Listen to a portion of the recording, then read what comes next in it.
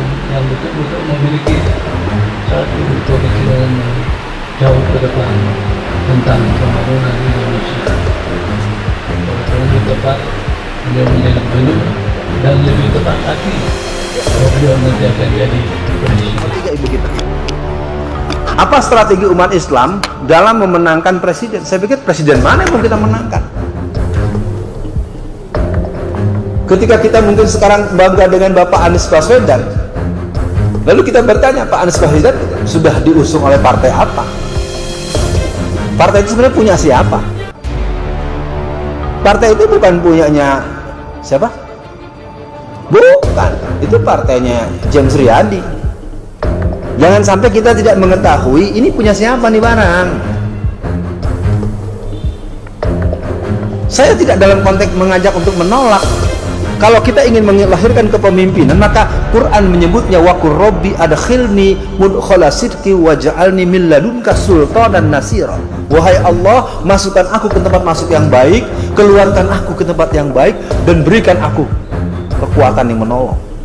Awal mula terbentuknya deklarasi ini terwujud ini panggilan, karena memang kami di sini membutuhkan sosok Bapak Anies untuk menjadi presiden di periode 2024-2029 nanti, dikarenakan figur beliau ini sangat dibutuhkan oleh bangsa ini dari segi amanah, dari segi ya banyak faktor yang sifatnya Bapak Anies Baswedan ini sudah layak dan sangat amat layak dan dibutuhkan oleh bangsa ini untuk memimpin, sehingga di kedepannya bangsa Indonesia akan menjadi lebih baik.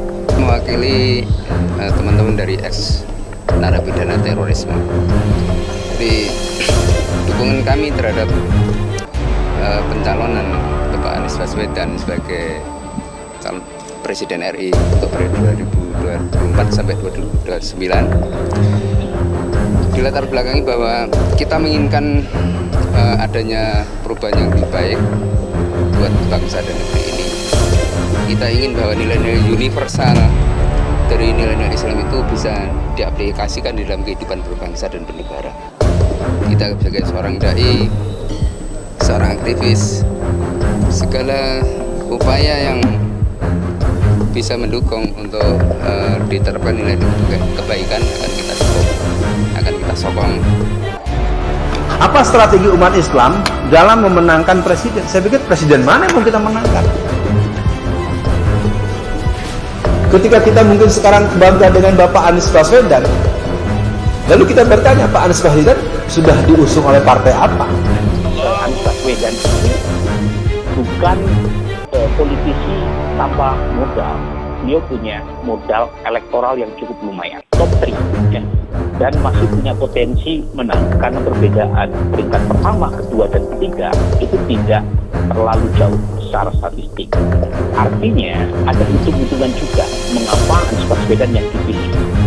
Yang ketiga, ketika Anies yang non-partai dipinang oleh Nasdem pertama kali ya, sebelum partai lain meminang Anies Baswedan, maka asosiasi Nasdem dengan Anies itu diharapkan punya kotel efek pada Nasdem yang meminangnya pertama kali. Nah, kotel efek ini diharapkan membantu Nasdem terutama meningkatkan suara di dapil-dapil yang merupakan basis pendukung Anies. Contoh, Jawa Barat di 2014 dari 91 kursi itu hanya menyumbang 1 kursi buat Nasdem. 2019 dari 91 kursi yang tersedia di 11 dapil di Jabar hanya menyumbang 5 kursi saja buat Nasdem. Nah, di Banten satu pun tidak kursi yang berhasil diperoleh oleh Nasdem. Nah, kalau misalnya Anies diasosiasikan dengan Nasdem, diharapkan ya suara pendukung Anies lari ke Nasdem.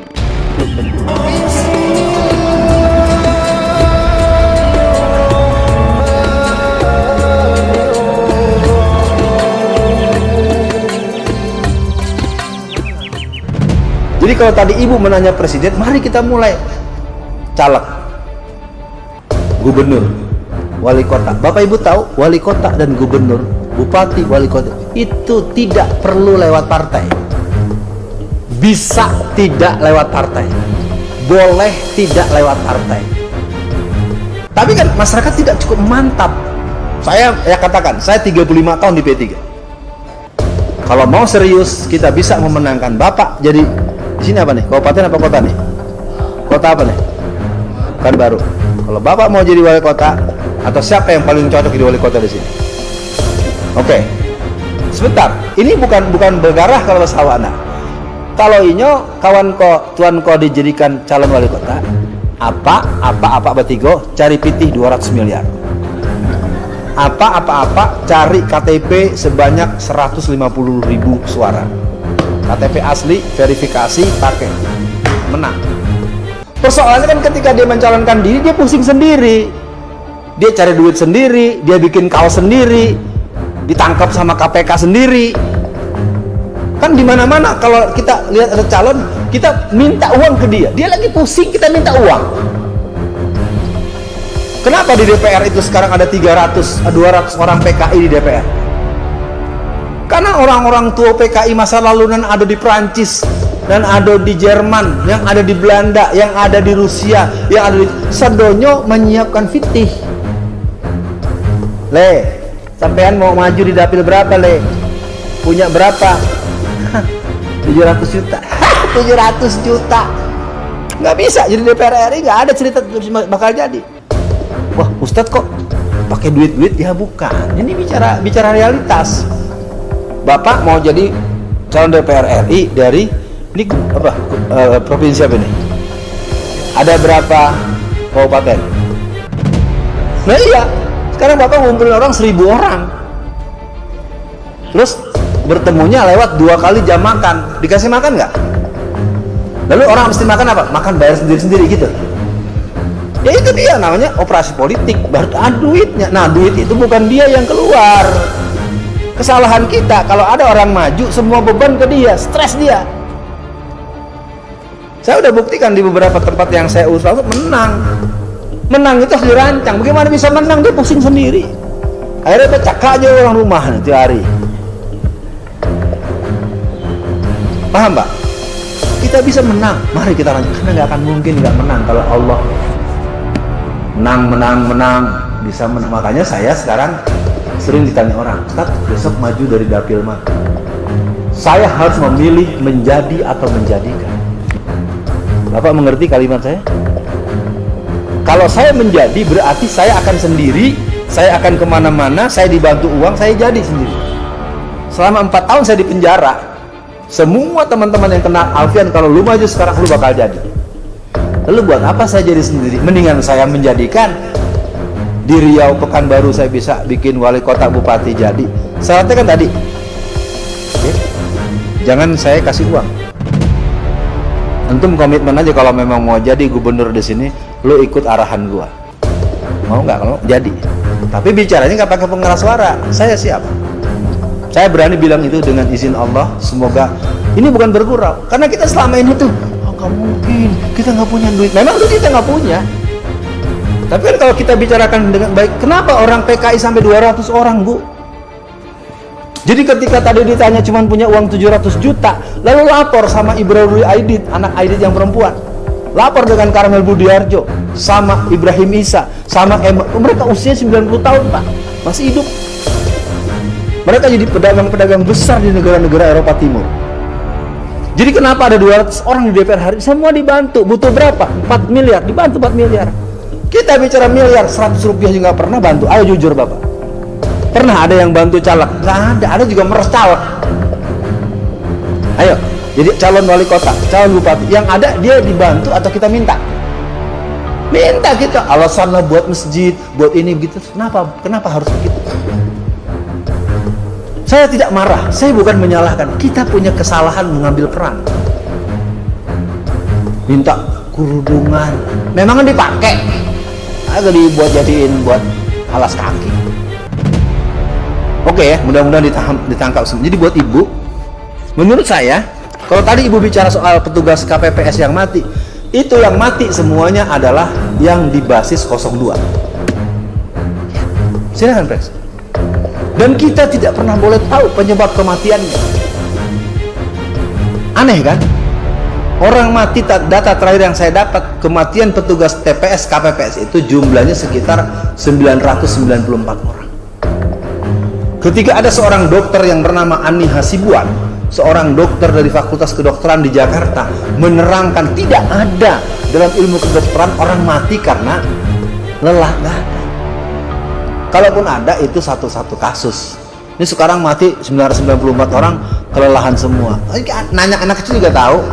Dek, kalau orang ngantuk obatnya apa? Kalau orang ngantuk obatnya apa? Masa nggak tahu? Obat ngantuk adalah Nah, kalau lapar obatnya apa, Dek? Kalau perutnya lapar, makan. Lapar makan, ngantuk tidur, capek istirahat, bukan mati. Jadi kalau ada orang mati dalam jumlah banyak, mesti ada yang bikin mati. Nah, kalau saya karena pernah di penjara 4 tahun, saya punya pengetahuan. Jadi racun yang diberikan itu ada racun yang tidak berbau, tidak berwarna, tidak berasa, dan ada yang bikin matinya itu ada yang 3 hari, ada yang 2 minggu, ada yang 2 bulan, ada yang lama. Saya tidak bisa lebih lanjut, makanya kalau nanti benar serius, saya akan diskusi habis bagaimana persiapan tim pengawas suara, bagaimana petugas TPS dari kelompok kita. Saya nggak mau bicara terbuka dulu, mau menang nggak? Kalau mau menang ayo. Saya nggak perlu dibayar, tapi nurut sama gua. Kalau nggak nurut enak aja loh. Gua kasih resep, nurut kagak, udah jadi main perempuan mulu, kawin mulu. Nah, rakyatnya nggak diurus, ya kan? Laki-laki itu kalau lagi banyak duit kelakuannya aneh. Bukan di sini, bukan di Indonesia. Jadi kalau tanya strategi untuk kita hari ini sangat appreciate dengan Pak Anies Baswedan. Kita akan katakan salah satu calon presiden yang sangat berbakat adalah Anies Baswedan. Bukan satu-satu.